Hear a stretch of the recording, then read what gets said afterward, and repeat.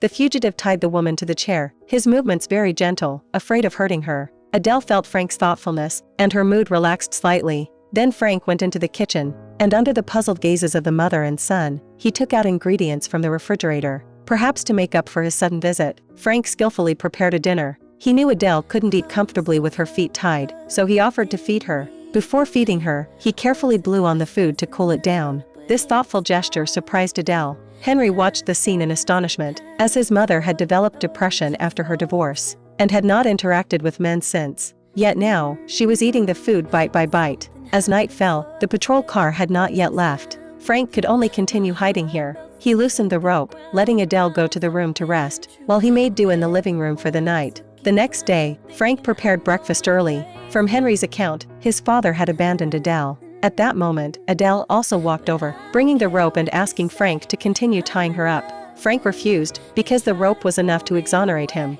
However, he didn't hear the sound of the train in the morning, possibly because it was the weekend, so he could only hide for 2 more days. Adele didn't refuse, and at her son's gesture, she picked up the breakfast Frank had made and began to eat. To thank the mother and son for their care, Frank began to do what he could.